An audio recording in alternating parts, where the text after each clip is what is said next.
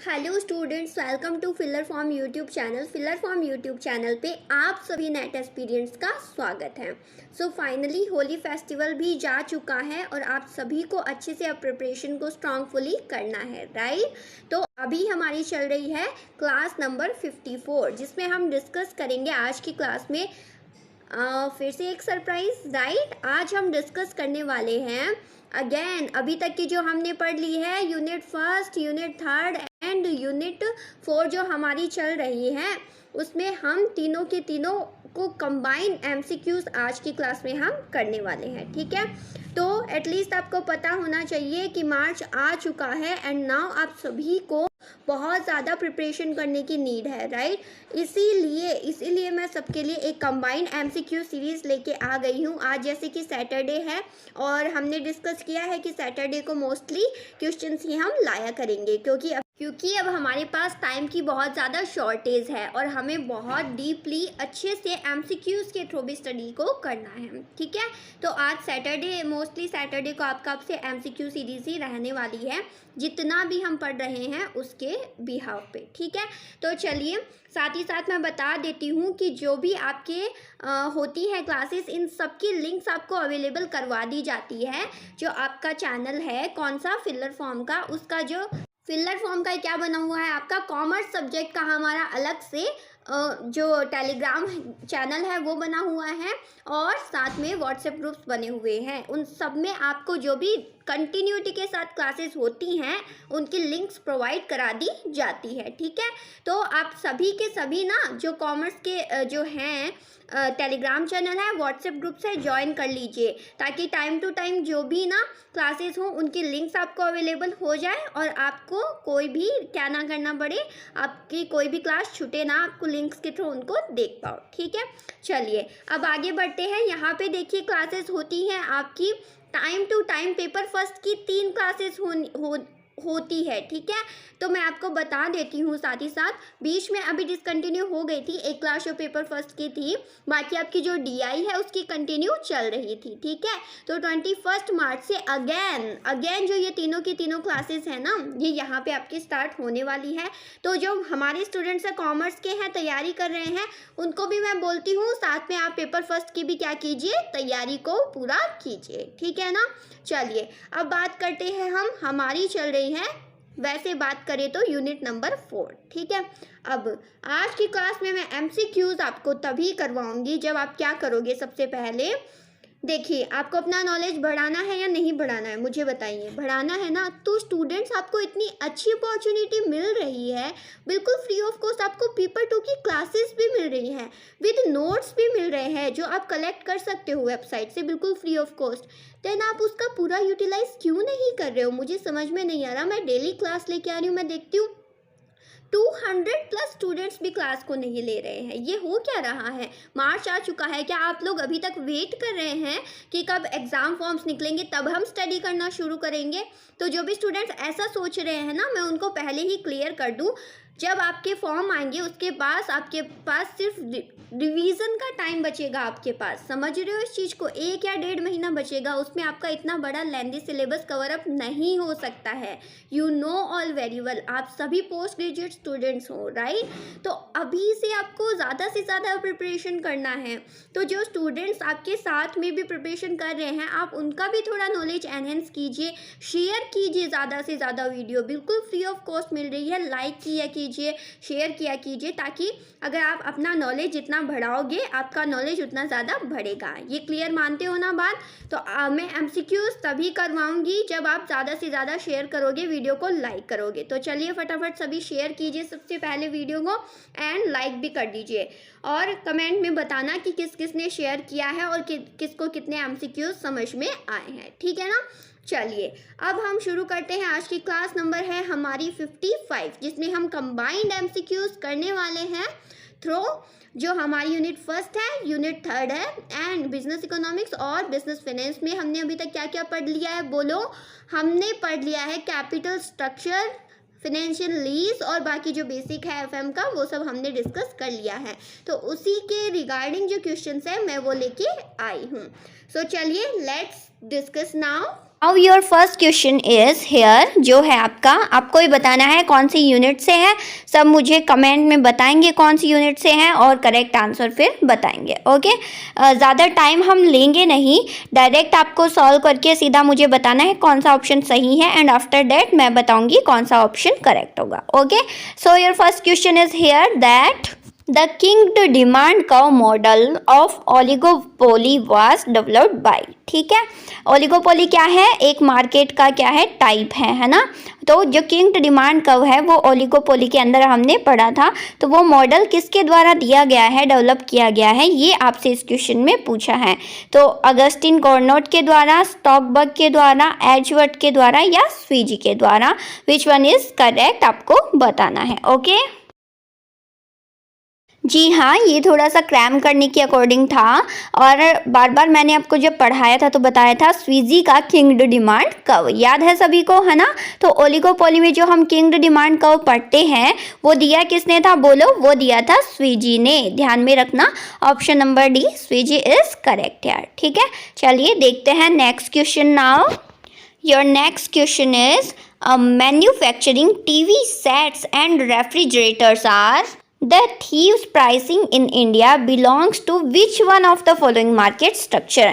मतलब कि जो कोई भी फर्म मैन्युफैक्चरिंग करती है, बनाती है टीवी सेट्स को या रेफ्रिजरेटर्स को, तो इन प्रोडक्ट्स को जब हम सेल आउट करते हैं तो वो कौन से मार्केट स्ट्रक्चर के अंदर लेके किया जाता है, आपको बताना है, ठीक है। तो फर्स्ट है मोनोपोलिस्टिक, सेकेंड है परफेक्ट कंपटीशन, थर्ड है मोनोपोली और फोर्थ है ओलिगोपोली। देखिए अब इस क्वेश्चन के लिए ना आपको सभी टाइप्स जो है मार्केट के क्या क्या होते हैं, किसमें कैसे प्रोडक्ट्स होते हैं, उसका आपको नॉलेज होना बहुत ज़रूरी है। और अगर जिन्होंने मेरी सारी इकोनॉमिक्स की क्लासेस देखी है जिसमें हमने टाइप्स ऑफ मार्केट स्ट्रक्चर पूरा पढ़ा था, तो आप इजीली ये क्वेश्चन बता पाओगे, है ना। क्योंकि हमें पता है ओलिगोपोली क्या होता है, मोनोपोली क्या होता है, परफेक्ट कंपटीशन क्या होता है, तो उस अकॉर्डिंग हम बता पाएंगे कि टीवी और रेफ्रिजरेटर किस में बनाते हैं। मैम हमने देखा था जहाँ पे मतलब टीवी और रेफ्रिजरेटर आप देख सकते हो प्रैक्टिकली में अलग अलग क्या होती हैं, इनकी कंपनीज होती हैं जो अपने अपने तरीके से प्रोडक्ट्स को बनाती हैं। हर एक कंपनी का मतलब एलजी का अलग होगा, पैनासोनिक का अलग होगा, कुछ ना कुछ जो रेफ्रिजरेटर्स हैं उनमें क्वालिटीज़ अलग अलग होंगी, ठीक है। बहुत सारे बायर्स होते हैं, बहुत सारे सेलर्स होते हैं, बट जो गुड्स होता है उसमें थोड़ा बहुत क्या होता है, डिफ्रेंशिएशन है टीवी रेफ्रिजरेटर्स इन गुड्स में। तो वो किस में होता है, बोलो बोलो जी, वो होता है बिल्कुल जो आपका मोनोपोलिस्टिक मार्केट है, एकाधिकारात्मक बाजार में ये होता है, ठीक है। So here your option number A monopolistic competition is correct. Here एकाधिकारात्मक बाजार होता है, ठीक है। तो चलिए अब देखते हैं हम हमारा नेक्स्ट क्वेश्चन क्या बोल रहा है कि इन अ परफेक्टली कम्पिटिटिव मार्केट, यानी पूर्ण प्रतिस्पर्धी बाजार में a firm in the long run, हमने पढ़ा था ना शॉर्ट रन में लॉन्ग रन में दोनों में, तो इसमें पूछा है long run operates at the level of output. तो उसमें आउटपुट का लेवल कहाँ पे होता है, फर्म इक्विलिब्रियम में कब होती है, जब where AC is equal to MC when MC is lowest. AC और MC बराबर है और MC आपकी कम है, ठीक है। MC AR और MR बराबर है, MC कम है, ठीक है। या MR और MC बराबर है, या फिर AR is equal to MR is equal to AC is equal to MC, यानी सभी के सभी ये बराबर है, ठीक है। लास्ट लाइन ही मैंने आपको हाईलाइट करवाई थी, वही का वही ऑप्शन इसमें पुटअप है। तो जिन्होंने लिया है, पढ़ा है, रिवीजन किया है, उनको अच्छे से क्लियरली समझ में आ जाएगा। तो चलिए मुझे बताइए जल्दी से करेक्ट आंसर इसका क्या होगा। वेरी गुड, जिन्होंने भी करेक्ट आंसर दिया है। देखिए हमने पढ़ा था लॉन्ग रन की सिचुएशन में एक फर्म को सिर्फ नॉर्मल प्रॉफिट होता है, राइट। और किस सिचुएशन में होता है, जब आपका जो परफेक्ट कंपटीशन फर्म है उसको सिर्फ नॉर्मल प्रॉफिट होता है, जब आपकी AR, MR, AC और MC ये चारों क्या होते हैं, इक्वल होते हैं, ठीक है। आप नोट्स में देखिएगा, मैंने एक लास्ट में लाइन में आपको हाईलाइट ज़रूर करवाया होगा, आपको मिल जाएगा, ठीक है ना। तो यहाँ पे ऑप्शन नंबर डी आपका करेक्ट हो जाएगा, ध्यान में रखिएगा थोड़ा। चलिए बढ़ते हैं नेक्स्ट क्वेश्चन की ओर नाउ। देखिए मैच द फॉलोइंग, आपको मैच करना है ये यहाँ पे ना क्वालिटीज़ विशेषताएं दे रखी हैं जो अलग अलग मार्केट्स हैं उनकी, और आपको मैच करना है कौन सी विशेषता कौन से बाजार की है, ठीक है ना।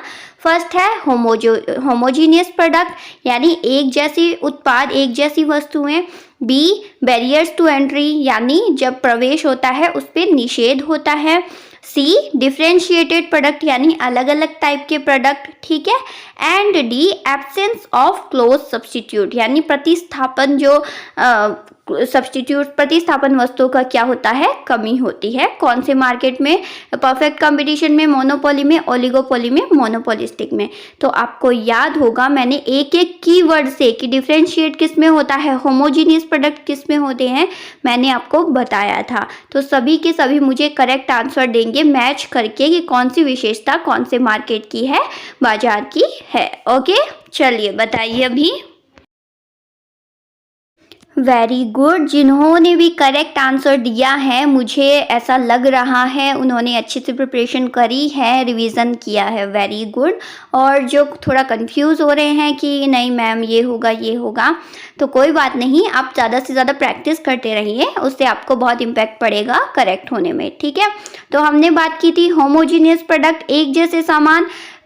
जब परफेक्ट कंपटीशन हमने पढ़ना शुरू किया था तो फर्स्ट विशेषता ही यही आई थी कि इसमें क्या होते हैं, एक जैसे सामान को सेल किया जाता है, राइट। तो होमोजीनियस प्रोडक्ट कहाँ पे होंगे, परफेक्ट कंपटीशन, पूर्ण प्रतियोगिता मार्केट के अंदर। अब नेक्स्ट है बैरियर्स टू एंट्री, कौन से मार्केट में, कौन से बाजार में प्रवेश पर निषेध होता है, बोलो। चलो ठीक है, मान लो ये आपको नहीं पता, ठीक है। फिर नेक्स्ट देखो, डिफरेंशिएट प्रोडक्ट्स, अलग अलग प्रोडक्ट, एक तो होती है एक जैसे प्रोडक्ट परफेक्ट कंपटीशन में। अब उसका ऑपोजिट अलग अलग प्रोडक्ट किस में होते हैं बताओ, होते हैं मैम हमने पढ़ा था मोनोपोलिस्टिक मार्केट में, ठीक है। तो ए का हो गया 1 और बी सी का हो गया, बोलो क्या, 4। तो देखो ए का 1, सी का 4, इसी से आप करेक्ट आंसर कर सकते हो। किस में हो रहा है ऐसा, 1 3 4 2, बी में हो रहा है या नहीं, बाकी दो भी देख लीजिए। चलिए, बैरियर्स टू एंट्री, अब इसमें क्या होगा, ओलिगोपोली। ओलिगोपोली में क्या होता है, जल्दी से प्रवेश नहीं करने दिया जाता है किसी भी मार्केट को, प्रवेश पे निषेध होता है, ठीक है।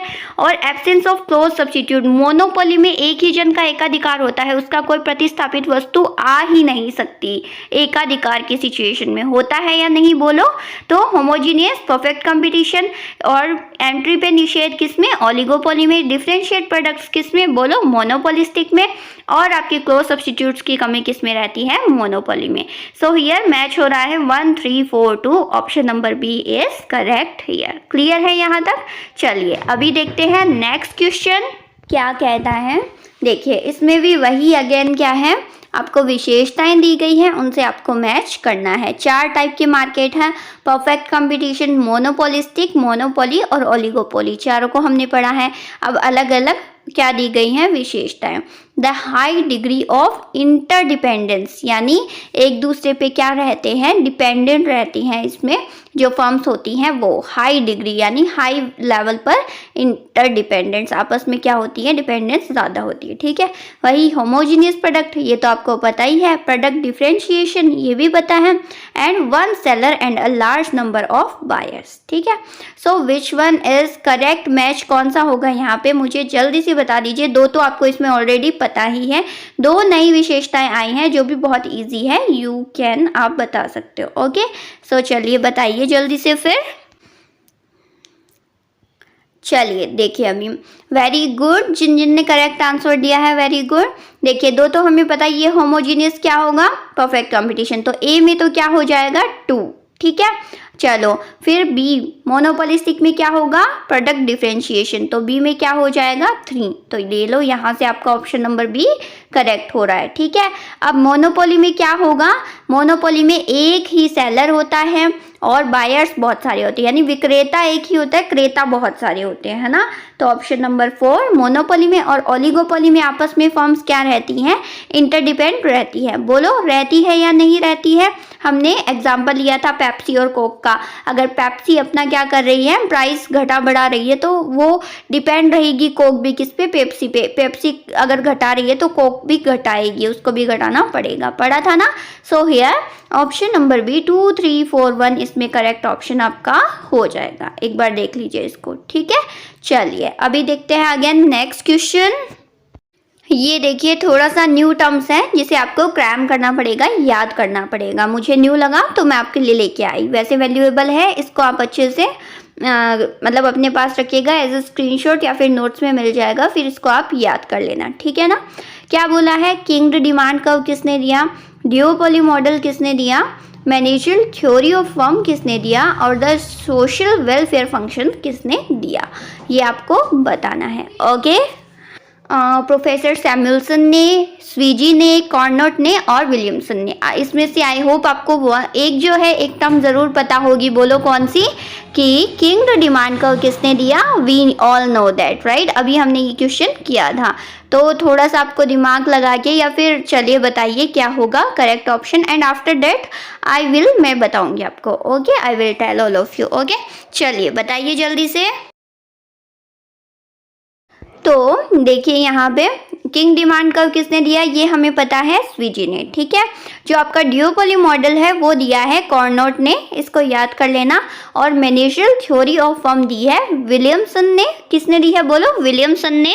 एंड जो द सोशल वेलफेयर फंक्शन है वो दिया है आपका प्रोफेसर सैमुअल्सन ने। तो यहाँ पे कौन सा करेक्ट ऑप्शन हो जाएगा, option number A kinked demand curve Sweezy, duopoly model Cournot and managerial theory of firm बोलो विलियमसन, और सोशल वेलफेयर फंक्शन किसने दिया है, सैमुअल्सन ने, ठीक है। तो ये ध्यान में रखिएगा थोड़ा। चलिए बढ़ते हैं अभी नेक्स्ट क्वेश्चन की ओर।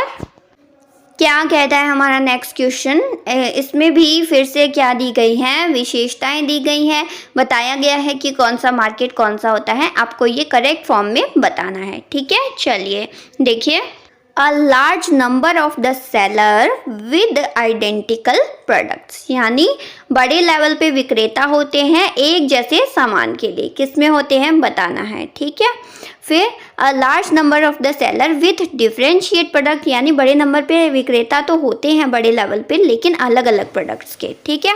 फिर अ सिंगल सेलर, एक single seller with a single buyer, एक ही सेलर एक ही बायर किस में होता है, फ्यू सेलर्स, कुछ सेलर्स किस में होते हैं, ये आपको बताना है। ओके, तो आप सभी को ऑलरेडी पता है, हमने पढ़ा है सबकी विशेषताओं को, कौन सा मार्केट कौन सा होता है, तो उसके बिहाफ पे मुझे करेक्ट आंसर आप सभी को बताना है, ठीक है।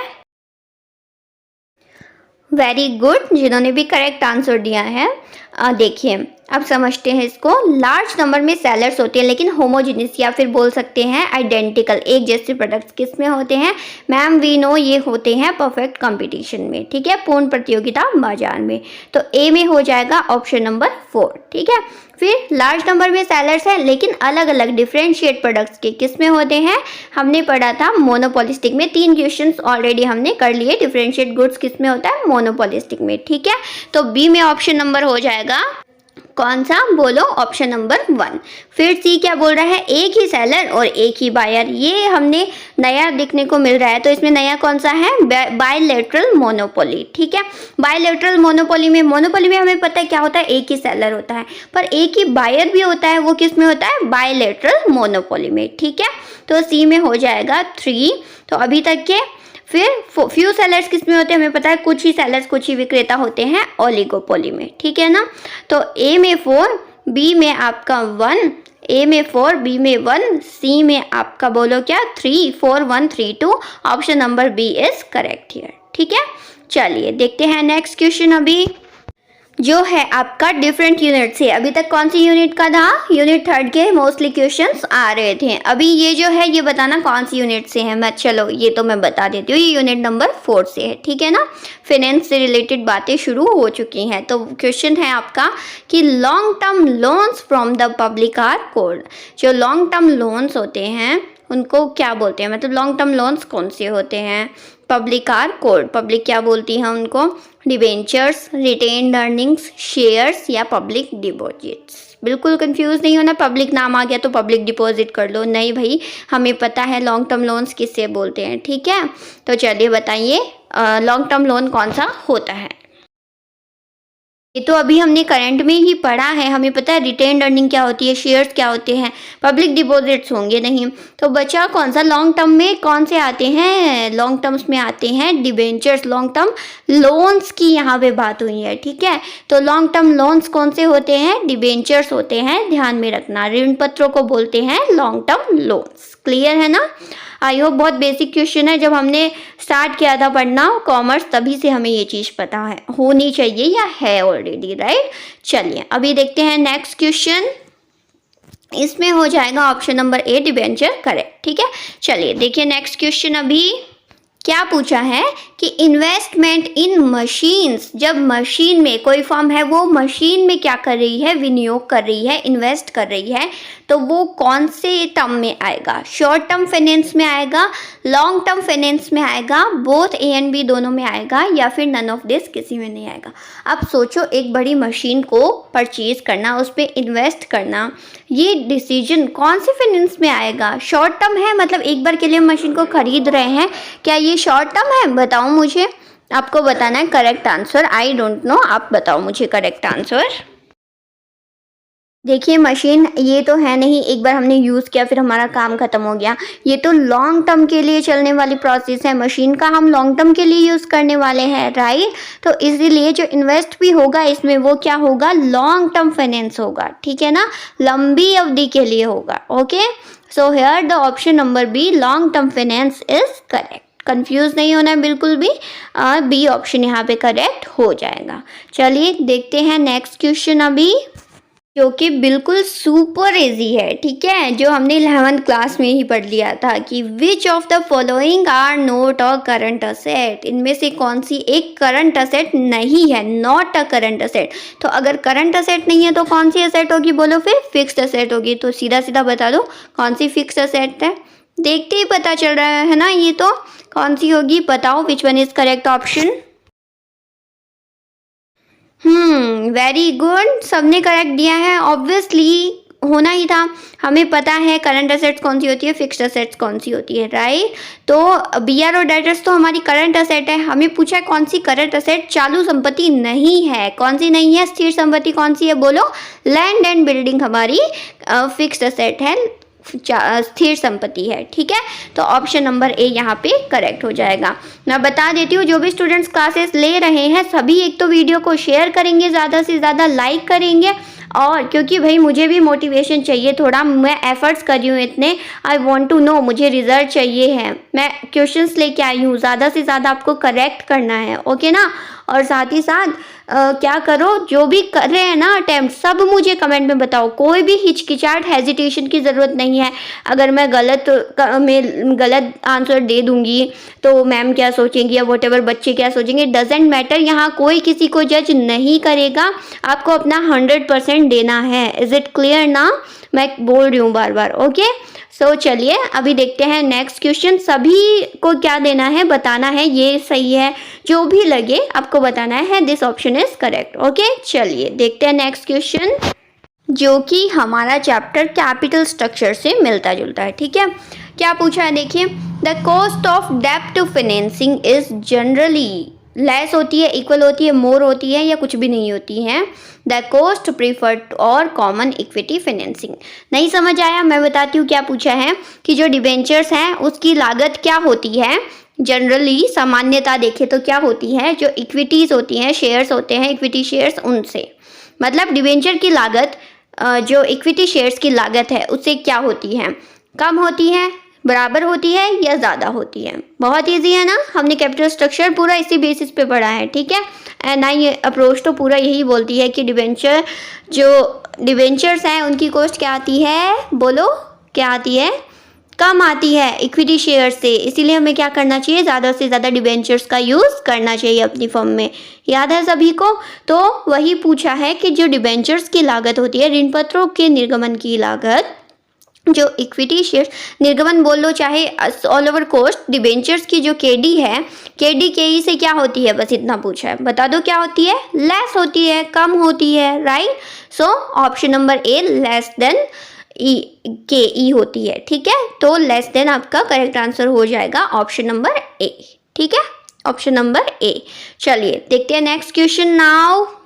क्या बोलता है, according to which of the following the firm's market value is affected not affected by capital structure. वही कि कैपिटल स्ट्रक्चर डजंट मैटर, याद है ना, अभी खत्म हुआ है चैप्टर, कैपिटल स्ट्रक्चर मैटर नहीं करता है। यही पूछा है कि कौन सी हाइपोथेसिस में या फिर कौन सी अप्रोच में ऐसा मान्यता है कि कैपिटल स्ट्रक्चर चाहे डेब्ट कितना यूज़ करो, इक्विटी कितना यूज़ करो, कोई फ़र्क नहीं पड़ता किस पे, फर्म की वैल्यू पे, ठीक है। बताना है आपको एमएम हाइपोथेसिस में, एनआई अप्रोच में, ट्रेडिशनल व्यू में या फिर नन ऑफ दिस। अब कंफ्यूज नहीं होना है, आपको याद है हमने किस में पढ़ा था, तो थोड़ा दिमाग लगाइए और मुझे करेक्ट आंसर बताइए, ठीक है। Very good very good. मैंने कहा था कंफ्यूज नहीं होना है मैम, वो तो एनओआई अप्रोच में पढ़ा था कि कैपिटल स्ट्रक्चर डजंट मैटर। जी हाँ, पर यहाँ तो ऑप्शन ही नहीं है। अरे भाई एनओआई में पढ़ा था, साथ ही साथ याद करो मोदी गिलानी मिलर की फर्स्ट अप्रोच में भी तो पढ़ा था। एज इट इज़ एनओआई, जब हम टैक्स को कंसिडर नहीं करते हैं उस टाइम पे हम क्या करते हैं, एनओआई अप्रोच को ही मान के चलते हैं कि कैपिटल स्ट्रक्चर मैटर नहीं करता है। याद आया कुछ, है ना।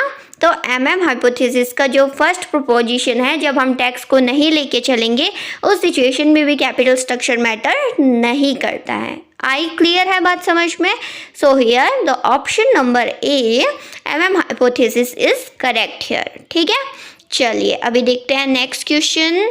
क्या पूछा है, द टर्म कैपिटल स्ट्रक्चर पूंजी ढांचे में क्या क्या आता है। हमने देखा था जो जितनी भी लॉन्ग टर्म क्या है लाइबिलिटीज़ हैं वो सब पूंजी ढांचे में आती है, ठीक है। बैलेंस शीट बनती है ना, एक असेट साइड एक लाइबिलिटी साइड। तो लॉन्ग टर्म जो चीज़ें होती हैं कौन कौन सी बोलो, शेयर कैपिटल, डिबेंचर्स हो गए, प्रेफरेंस शेयर्स हो गए, authorised capital, paid up capital, called up capital, उसके बाद लोन्स आते हैं, पूरा बैलेंस शीट बनती है, राइट। तो उसमें पूछा है, मतलब वही होता है आपका पूंजी ढांचा। तो इस क्वेश्चन में पूछा है कैपिटल स्ट्रक्चर क्या होता है, share capital, reserve, long term debts, फिर share capital, long and short term debts. मैंने बोला था, चलो आप बताना, share capital, long term debts या equity and preference shares capital. आपको इफेक्टिव ऑप्शन बताना है, ओके। चलिए बताइए which one is correct here. देखिए मैंने बोला अभी लाइबिलिटी साइड में लॉन्ग टर्म, तो शॉर्ट टर्म को तो हटा ही दीजिए। अब लॉन्ग टर्म में शेयर कैपिटल, अब इसमें बोला इक्विटी प्रेफरेंस, वो तो पूरी शेयर कैपिटल ही हो गई, है ना। तो शेयर कैपिटल आ जाएगी, रिजर्व्स आ जाएंगे और लॉन्ग टर्म डेट्स आ जाएंगे और मिलके बन जाएगा पूंजी ढांचा, ठीक है, कैपिटल स्ट्रक्चर। तो ऑप्शन नंबर ए शेयर कैपिटल, रिजर्व्स और लॉन्ग टर्म डेट्स मिलके बनती है पूरी एक फर्म की कैपिटल स्ट्रक्चर, पूंजी का ढांचा, ठीक है। तो ऑप्शन नंबर ए यहाँ पे करेक्ट आपका हो जाएगा, ओके। चलिए आई होप आप सभी को अच्छे लग रहे हैं क्वेश्चन, समझ में भी आ रहे हैं, अटेम्प्ट करने में भी अच्छा लग रहा है क्योंकि सारा कॉन्सेप्ट पढ़ा हुआ है। मैं एकदम जो मिलते जुलते क्वेश्चंस है ना हमने कॉन्सेप्ट से पढ़े हैं और जो आ सकते हैं एग्जाम में पोटेंशियल क्वेश्चंस लेके आई हूँ, ठीक है। चलिए अभी देखिए नेक्स्ट क्वेश्चन बोलता है विच of the following is a long term source of finance. आपको इन ऑप्शंस में से बताना है कि सोर्सेज ऑफ फंड्स हमने पढ़े हैं, सोर्सेज ऑफ फाइनेंस पढ़े हैं, कि लॉन्ग टर्म सोर्स कौन सा है फाइनेंस का या फंड्स का, एक ही बात है, ठीक है। कमर्शियल पेपर क्या हमने पढ़ा है लॉन्ग टर्म में, एक्सटर्नल कमर्शियल बोरोविंग्स, फैक्टरिंग या फिर लाइन ऑफ क्रेडिट। ये कोई भी टर्म हमने पढ़ी हुई नहीं है तो आपके लिए एक नया क्वेश्चन ही हो गया। तो इसमें आपको ये पता चल जाएगा जब हम इसको सॉल्व करेंगे कि कौन सी लॉन्ग टर्म नहीं होती है, क्योंकि इसमें से सिर्फ एक है जो लॉन्ग टर्म है, बाकी सब शॉर्ट टर्म है। तो शॉर्ट टर्म कौन सी है, लॉन्ग टर्म कौन सी है, चारों में आपको पता चल जाएगा। आप अपने अकॉर्डिंग बताइए which one is correct answer. देखिए कमर्शियल पेपर शॉर्ट टर्म होते हैं। फैक्टरिंग तो अलग ही है। जब फैक्टरिंग क्या होती है, जब हम इशू करते हैं ना शेयर्स को, तो उसमें जो कॉस्ट आती है हमारी, उसको हम फैक्टरिंग बोलते हैं, ठीक है, जब इशू करने पे, सिर्फ निर्गमन करने पे, ठीक है। और लाइन ऑफ क्रेडिट भी आपकी अलग टर्म है, ठीक है। अब बचा क्या, एक्सटर्नल कमर्शियल बोरोइंग्स, ये होती है आपकी क्या, long term source of finance, ठीक है ना। तो शॉर्ट टर्म में कमर्शियल पेपर शॉर्ट टर्म होता है। फैक्टरिंग क्या होती है मैंने बता दिया। लाइन ऑफ क्रेडिट भी अलग टर्म होती है। बचा क्या, एक्सटर्नल कमर्शियल बोरोइंग्स, ईसीबी ही होती है आपकी long term source of finance, ठीक है। तो option number B is correct here. आइए देखिए सॉल्यूशन यहाँ पे। Long term finance refers to any financial instrument with maturity exceeding 1 year.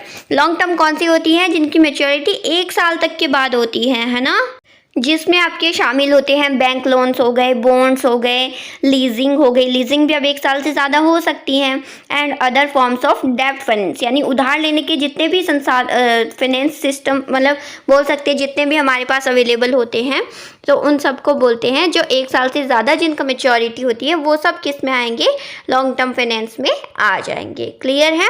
चलिए अभी देखते हैं नेक्स्ट क्वेश्चन। बोलता है maximisation of share holders wealth is the only objective of financial management, यानी वित्तीय प्रबंध का सिर्फ ओनली एक ही उद्देश्य होता है कि जो शेयर होल्डर की वेल्थ है उसको मैक्सिमाइजेशन करना। अब ये मीनिंग मैंने समझाया था, maximisation of share holder wealth objective होता है फर्म का, राइट। तो वही बोल रहा है कि maximisation of share holder wealth is the only objective of financial management, ठीक है। ये असर्शन है। रीजन क्या बोला है, it is a decision criteria being used for all the other decisions, ये अन्य सभी निर्णयों के लिए उपयोग किए जाने वाला निर्णय मानदंड है, ठीक है। क्योंकि अगर वेल्थ मैक्सिमाइजेशन होगी तो उससे क्या होता है, अन्य सभी डिसीजंस ले जाते हैं कि कितना इशू करना है, कितना हमें इन्वेस्ट करना है ना, सारे डिसीजंस, ठीक है। तो आपको बताना है इन ऑप्शंस में से कौन सा करेक्ट है। ए आर दोनों सही है, सही कथन है, ये सब है, तो इसमें से मुझे करेक्ट आंसर बताइए। ओके, वेरी गुड, जिन जिन ने करेक्ट आंसर दिया है। अब देखिए यहाँ पे थोड़ा सा अगर आप दिमाग लगाए तो आपको पता चलेगा, हाँ मैम ये तो पता है हमें कि ये ऑब्जेक्टिव होता है एक फर्म का, लेकिन सिर्फ क्या यही ऑब्जेक्टिव होता है और कोई ऑब्जेक्टिव नहीं होता। इसमें तो लिखा है इज द ओनली ऑब्जेक्टिव, तो थोड़ा सा वर्ड पे भी फोकस करना पड़ता है, ठीक है। इस वजह से, सिर्फ ओनली की वजह से ये सेंटेंस क्या हो जाएगा, रॉन्ग हो जाएगा। ओके, तो ए तो क्या है, गलत है। और अब आर की बात करें तो हाँ, अगर शेयर होल्डर की वेल्थ है उस पर ही डिपेंड करते हैं और सारी जो डिसीजंस होते हैं, निर्णय होते हैं वो, ठीक है। तो आर आपका बिल्कुल सही है, ठीक है। तो यहाँ पे ऑप्शन नंबर डी कि A is wrong and R is correct option here. Option number D correct हो जाएगा। क्लियर है ना, आ गई बात समझ में। चलिए अभी देखते हैं नेक्स्ट क्वेश्चन, जो कि आपका इसी क्वेश्चन से मिलता जुलता है, ठीक है। बोलता है विच of the following is the goal of financial management, क्या उद्देश्य होता है एफएम का, वित्तीय प्रबंध का लक्ष्य क्या होता है, ठीक है। To maximise the wealth of debenture holders, ऋण पत्रों की जो संपत्ति है उसको अधिकतम करना, डिबेंचर होल्डर्स ऋण पत्र धारकों की, ठीक है। टू मैक्सिमाइज इन्वेस्ट यानी निवेश को अधिकतम करना। To maximise the wealth of preference share holders, जो अधिमान प्रेफरेंस शेयर होल्डर्स हैं उनकी संपत्ति को अधिकतम करना। या फिर to maximise the wealth of equity share holders, जो इक्विटी शेयर धारक हैं उनकी संपत्ति को अधिकतम करना। आपको बताना है करेक्ट आंसर यहाँ पे। तो देखिए आप बताइए, उसके बाद मैं इसको सॉल्व करवाऊंगी, ठीक है। हाँ, तो देखिए हमें पता है बाकी जो होल्डर्स होते हैं, चाहे डिबेंचर होल्डर्स हो, चाहे हम इन्वेस्ट कर रहे हो, चाहे प्रेफरेंस शेयर होल्डर्स हो, वो कंपनी के मालिक होते हैं? नहीं, कंपनी का मालिक कौन होता है? Equity share holders. तो अगर इक्विटी शेयर होल्डर्स की वेल्थ ज़्यादा होगी तो उससे क्या होगा, फर्म को बेनिफिट होगा या नहीं होगा? तो ये गोल होता है या नहीं होता है फर्म का? जी हाँ, यही गोल होता है कि ज़्यादा से ज़्यादा वेल्थ मैक्सिमाइजेशन करना, पर किसकी? जो इक्विटी शेयर होल्डर्स है ना उसकी, ध्यान में रखिएगा, ठीक है। तो option number D, equity share धारकों की संपत्ति को अधिकतम करना, maximise the wealth of equity share holder is correct है। ओके, सो कुल मिला के हमने बात कर ली है कुछ क्वेश्चंस जो यूनिट 3 से रिलेटेड है, यूनिट 4 से रिलेटेड है, ठीक है। इनकी हमने अच्छे से डिटेल में बात कर ली है। अब यूनिट 1 के 1-2 क्वेश्चन और देख लेते हैं। चलिए, फर्स्ट ऑफ ऑल सभी हैंड रेज करेंगे जिन्होंने क्या किया है, यूनिट फर्स्ट का भी रिवीजन किया है, क्योंकि अब यूनिट फर्स्ट का कुछ क्वेश्चन आ चुके हैं। ठीक है, बहुत इजी है, बहुत इजी है, जो बहुत बार आ चुके हैं, मैंने पहले भी करवा दिया है। ठीक है, क्वेश्चन है तुलनात्मक लागत सिद्धांत, theory of comparative advantages propounded bye. अब ऐसा नहीं होना चाहिए है, ये कहाँ से आ गया, कौन सी थ्योरी, कब आई, ऐसे तो नहीं हो रहा है ना माइंड में, हमने पढ़ा है सब कुछ अच्छे से, इसीलिए बोलती हूँ रिवीजन करना इज मस्ट। फर्स्ट से थर्ड पे आए हैं, थर्ड से फोर्थ पे आए, तो ये नहीं कि आप फर्स्ट को भूल जाओ, उसके भी रिवीजन करना, उसके एमसीक्यूज करना जो मैंने करवाए हैं, जो बुक्स में है, सभी आपको ज़रूरी है करना। ठीक है, तो मुझे बता दो जल्दी से, कंपैरेटिव एडवांटेज थ्योरी किसने दी थी? मुंह पे मतलब सुनते ही आना चाहिए नेम मुंह पे कि कंपैरेटिव एडवांटेज, बोलो बोलो। जी हाँ, रिकॉर्डो का तुलनात्मक लागत सिद्धांत किसने दी थी? डेविड रिकॉर्डो ने। ठीक है, so option number B, David Ricardo is correct here in this question. चलिए आगे देखिए, नेक्स्ट क्वेश्चन यूनिट फर्स्ट का ही है। क्या बोलता है? The effects of foreign trade, यानी विदेशी व्यापार का प्रभाव डोमेस्टिक इकोनॉमी पे किस तरीके से पड़ता है। ठीक है, यही मान लीजिए यूएसए से व्यापार कर रहे हैं, तो उसका हमारे इंडिया पे क्या फ़र्क पड़ता है, किस तरीके से पड़ता है, सिर्फ माइक्रो लेवल पे पड़ता है या सिर्फ बड़े मैक्रो लेवल पे पड़ता है, या दोनों के हिसाब से पड़ता है, बोथ ए एंड बी, या फिर दोनों के हिसाब से पड़ता ही नहीं है, neither A nor be. Correct answer बहुत ईजी है ना। चलिए बताइए मुझे क्या होगा करेक्ट आंसर इसका। जी हाँ, वेरी गुड वेरी गुड। क्यों? क्योंकि दोनों लेवल पे पड़ता है, माइक्रो पे भी मैक्रो पे भी। क्यों? क्योंकि हो सकता है ना कि जब आपका फॉरेन ट्रेड हो रहा है तो हमारे देश में क्या आ रही है, फॉरेन करेंसी आ रही है, तो ये तो मैक्रो लेवल पे पड़ेगा प्रभाव, और वही माइक्रो इंडिविजुअल फर्म है, वही वो फॉरेन तक जाके व्यापार कर रही है ना, तो ये माइक्रो मतलब एक इंडिविजुअल फर्म पे प्रभाव पड़ रहा है, तो दोनों लेवल पे आपका फॉरेन ट्रेड का, विदेशी व्यापार का प्रभाव पड़ता है। ठीक है, so option number C, both A and B is correct here. ठीक है, तो फाइनली कुल मिला के हमने बात कर ली है यूनिट फर्स्ट, 4 एंड 3 तीनों के मिला के कुछ रिवीजन एमसीक्यूज, जिनके माध्यम से हमारा रिवीजन हो गया है एमसीक्यूज के माध्यम से। ठीक है, अब सभी को स्ट्रिक्टली बोल रही हूँ, मुझे कमेंट में बताएंगे कि जितने क्वेश्चन अभी हमने किए हैं उसमें से कितने सही हुए हैं, एवरी स्टूडेंट के जिन्होंने क्लास ली है और क्वेश्चन अटेम्प्ट किया है। आई नो मैं आप सभी को ऑफलाइन की तरह डांट रही हूँ, बट यू नो कि ऐसा होता है, जब एफर्ट्स करते हैं तो चाहिए होता है कि आप भी सामने से रिजल्ट दो, है ना, तो इसीलिए बोल रही हूँ बस। ठीक है, बिकॉज आई वॉन्ट कि सभी अच्छे से प्रिपरेशन करें, और क्योंकि अभी टाइम ज़्यादा नहीं रहा है, आप सभी को इसी पे फोकस करना है। ओके, तो चलिए ज़रूर मुझे सभी के सभी रिजल्ट बताएंगे, किसका कितना सही रहा, स्कोर बताएंगे, एंड साथ ही साथ ज़रूर प्लीज़ वीडियो को लाइक कर देना, ज़्यादा से ज़्यादा शेयर करो, अपने नॉलेज को एनहेंस करो, बढ़ाओ दूसरे जो आपके साथी हैं जो पढ़ना चाहते हैं उनके साथ। ओके, और जो नोट्स हैं वो आपको अवेलेबल हो ही जाएंगे, जो www.ugcnet.com है, वहाँ से जाके आप कलेक्ट करो और अच्छी तरीके से स्टडीज़ करो। ओके, चलिए तो मिलते हैं नेक्स्ट क्लास में फिर हमारे नए टॉपिक के साथ एफएम के ही। तब तक के लिए keep preparing. Thank you so much, bye, take care.